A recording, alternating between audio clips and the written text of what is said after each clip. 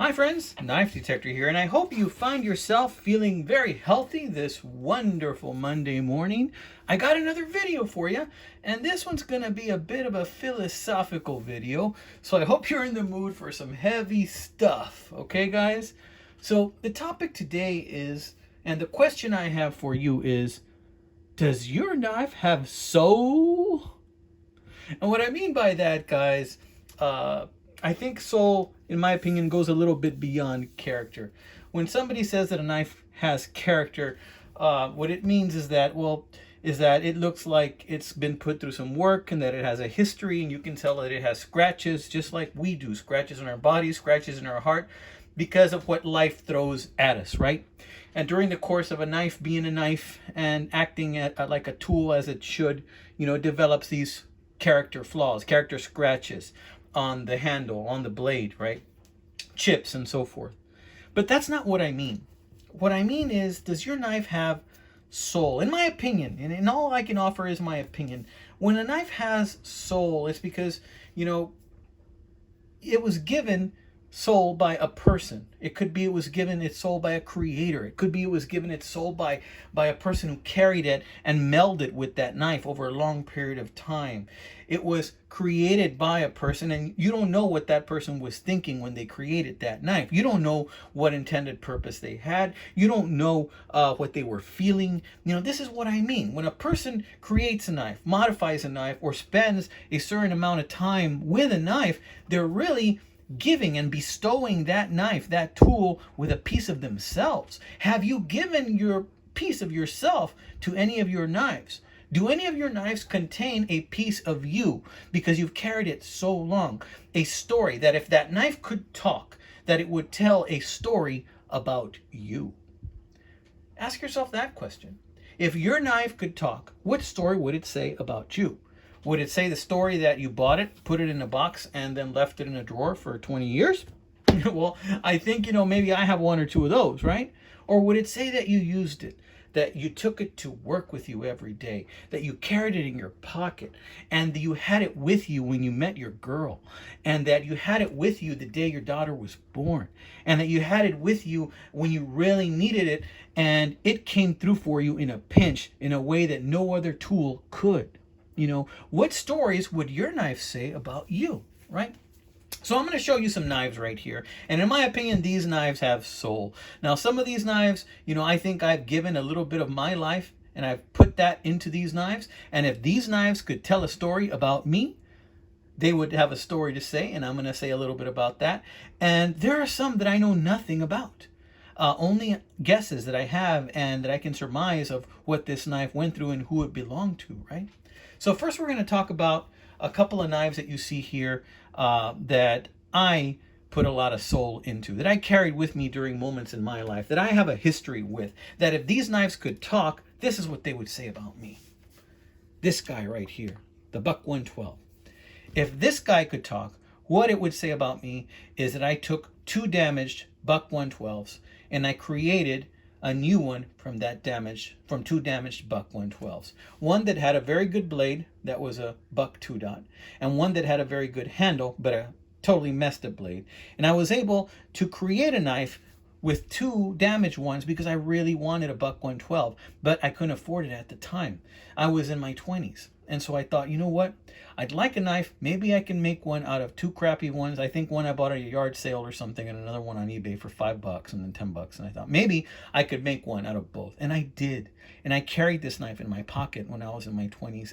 And I used it for lots of different tasks. So what would this knife say about me?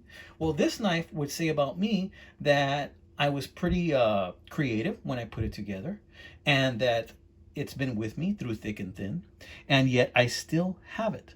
So this knife would say about me that we've shared a lot of good times and a lot of bad times together. And yes, I believe that this is a knife that I have given soul to, that otherwise would not have come to be. If I had not taken those two damaged knives, those really damaged knives, and made something out of them, then those two damaged knives probably would have been tossed out at some point. So, okay, that's one. Two. Now, this is a knife that I haven't had a very long time. I think I've had this one for about maybe 10 years, no, maybe a little bit more than 10 years, between 10 and 15 years. And this is a Boker. Now, I bought this knife brand new, but I believe this knife was made, if I'm correct, I think it was made between 1978 and 1984. Now, this leather is real soft and supple. I haven't carried this knife as much as I should have, only because this knife is a very good knife, and I wanted to keep it looking nice. But at some point, when I got this knife, I started carrying it, and it was in brand new condition. This is a Boker 2000 series, guys. And here you can see it's got some leftover green stuff from the holster here. This holster, I had it in there for lots of years, but took it out again recently because I wanted to show you. So this is a Tree brand Boker 2000 series, and my understanding is that they made the 2000 series between 1978 and 1984. I bought this about 10 or 15 years ago, and it was brand new. It was new old stock. Guys, I got this for 50 bucks, and it was brand new. It didn't have a scratch on it. So all the scratches that this knife has is because I have used this knife. And I tell you what, when I carry this knife, either in the sheath or in my pocket, it feels good. It really feels like I have something special in my hand. And it gives me confidence. And I'm confident to carry this knife in my pocket because I do pocket carry this knife. Now it does have scratches. As you can see, I'm putting some scratches on this knife. It's got holster wear right there. It's got some deeper scratches here when I put it in a holster that had an exposed rivet that it kept scratching with. As you can see there's scratches on every bolster. No dents. I don't think I've ever dropped this knife, but I have used it quite a bit. Just some light honing, not any major sharpening. But yes, I do use this knife. And lately I've been taking this knife and I've been using it because I figure, you know what?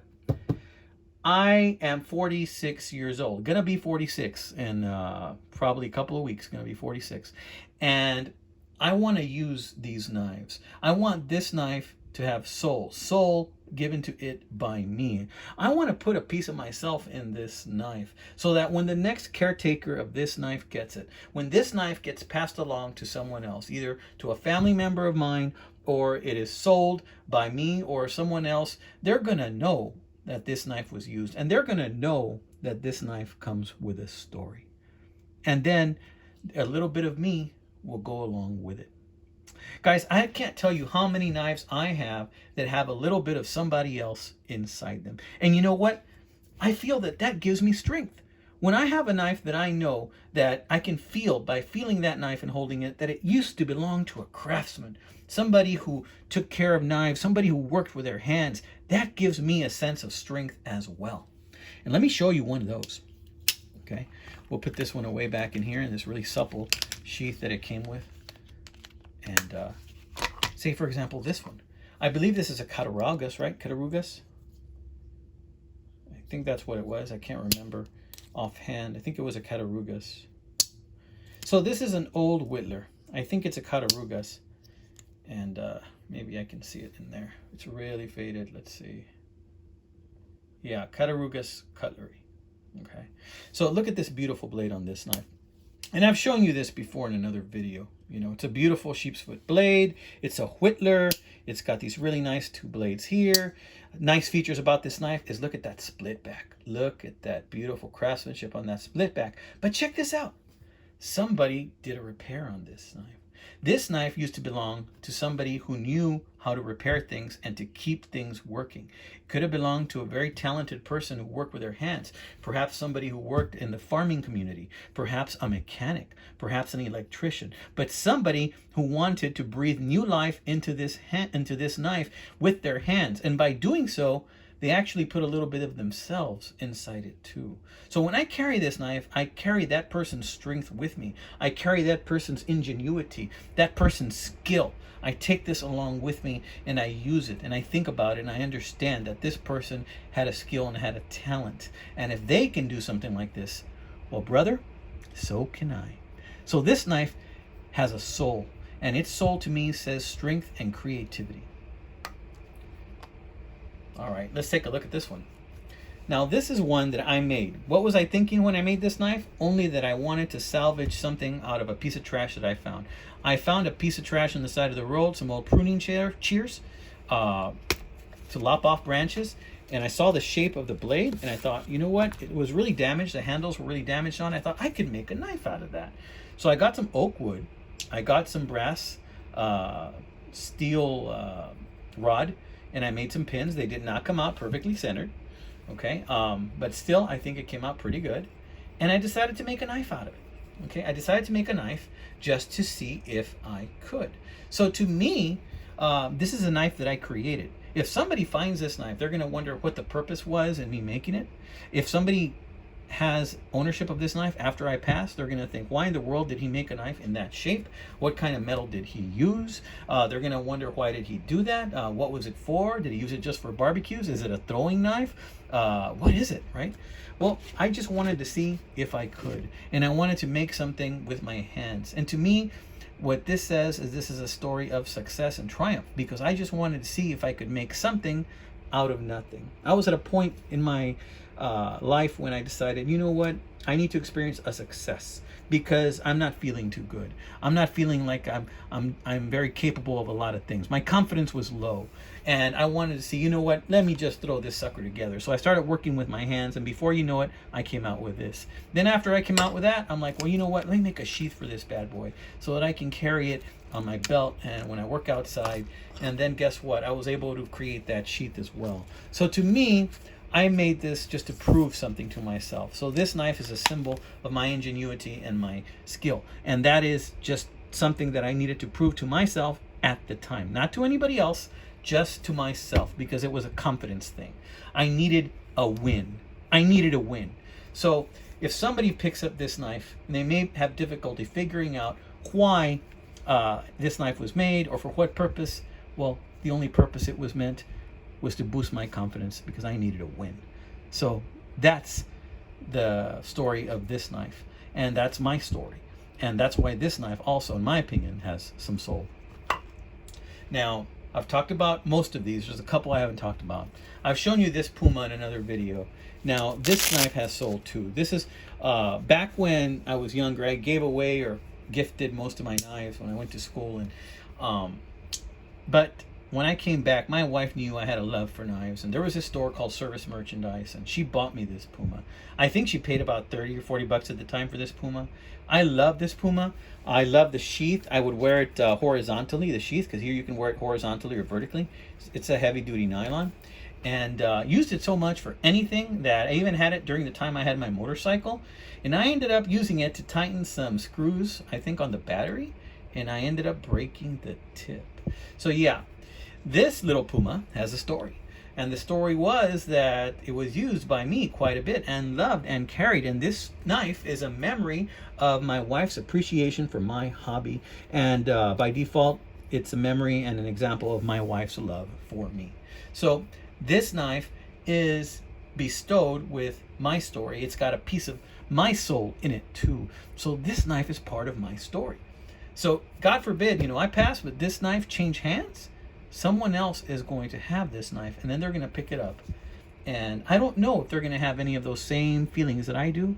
Maybe they'll have brand new feelings. Maybe they'll just throw it in their tackle box. But a little bit of me goes along with them in this knife. Just like I know a little bit of other people come along with me when I have a knife that belonged to someone else. So this was the first knife really that I ever fixed the tip that I broke. So I tried to be as close as I could and to make it look as presentable as I could, but that's what I came up with. And that's basically the first retipping I've ever done. So still a good knife, like it a lot. Love the pouch too. Now we're going to talk about this one. What do you make of this one, guys? First of all, let me just tell you, I just got this knife recently. I paid 20 bucks for it on eBay. I did not put any of those designs on there at all. When I got it, it was really dried up. All of these knife handles were white, because with this type of Delrin, if you just let it sit in the sun or in the heat for a long time, they turn white. They start to dry up. So the first thing I did is I got some WD-40 and I sprayed it into a sandwich bag, and I kind of left it in there for a couple of hours just to let some of that oil soak in. Then I cleaned off all of the excess dirt, and man, it had a lot of excess dirt. And the blade was sticking out open a little bit up to here, because when they sharpened it, they took too much off the belly. And when they took too much off the belly, they ended up exposing that point. So I had to do a little bit of retipping on it, and I think I got it, more or less to where it looks like it used to, but they had taken a lot off the belly. So this knife was used, and the person who used it was an artiste, and they decided to do some graphics on this knife. And why did I buy this knife that was so heavily modified? Well, I tell you what, this knife kind of spoke to me. This knife spoke to me because, hey, I collect these knives, okay? This is a Schrade 51OT. You guys know I collect these knives, and I think this is one of the older ones. It doesn't say 51OT here anywhere. If it did, it's been rubbed off with time. These were made from 78 to 1981, I believe. They were only made for about 3 years. This knife was owned by an individual who was not afraid to take risks, because they decided to do some artwork, and it doesn't look like they made many mistakes at all. They did a little bridging of these two screws here. They put what looks like an S, or could be a question mark, or maybe they were going for an infinity symbol, or maybe they're trying to use the word sí, which in Spanish says no, or it means yes in Spanish, sorry. In Spanish it means yes if they said sí. But check this out. They also have the yin-yang symbol. And the yin-yang symbol is a symbol of good and evil. It's an Asian symbol. And the black dot on the clear part means that there's a little bit of bad in everyone. And the clear part on the black part means that everybody also has a little bit of good in them. Even the most evil person has some redeeming qualities and has a little bit of good. And even if you're the sweetest, kindest, most angelic person in the world, guess what? There's also a little bit of evil inside you too, that we all need to be aware of, and that we all need to keep track of. So also look at these arrows. These arrows are constantly changing, and that spoke to me, because guess what? To me, that means that we can change roles. Sometimes we can be that mean person, and yet we have good inside us. And sometimes we can be the most angelic person in the world, yet we're still capable of evil, So this knife really speaks to me, and I can only imagine the feelings that this knife evoked in an individual, that they would want to put a little bit of themselves into it by putting a little bit of their story and a little bit of their artwork. And look at this bright shining star right here. Is it a star? Is it a cross? I don't know. I do, however, like that this person personalized this knife. And guess what? I did not know this, and the seller did not either. And I asked the seller if they knew anything about the previous owner, and he said, no, sorry, he didn't. He just got it in some kind of a random lot. But this was Brent's knife. So this knife was engraved with somebody's name. Somebody named Brent. See that? So Brent really took care of this knife, and he decided to put a little bit of his soul into this knife and give us a little bit of insight as to who Brent is or was. And I don't know if Brent is still living, but I can tell you this. I can tell you that he was a very deep person, and that he knew a lot about people, and he knew what people are capable of. And I like that about Brent. I really do. And I thank Brent that he was able to put this cool artwork on this knife. And now I will carry this knife, and I will add a little bit of my soul onto it. Okay, guys. So this has been another episode of the Knife Detector, and I know some of the things that I've talked about are pretty hard to quantify, but put a little bit of your soul into your knives. Put a little bit of your soul into your knives. Don't be afraid to use them and carry them. And sometimes you're going to get to the point where you're going to need a freaking screwdriver, and you're not going to have it, but you're going to have a knife, and you're going to be faced with that decision. Should I use it? Should I not use it? Oh my Lord. But guess what? You have to use what you got at the time that you have it, because we're only on this earth for a short amount of time. Use your knives. Make them your own. Put a little bit of your soul into your knife. Thank you, my friends. God bless you.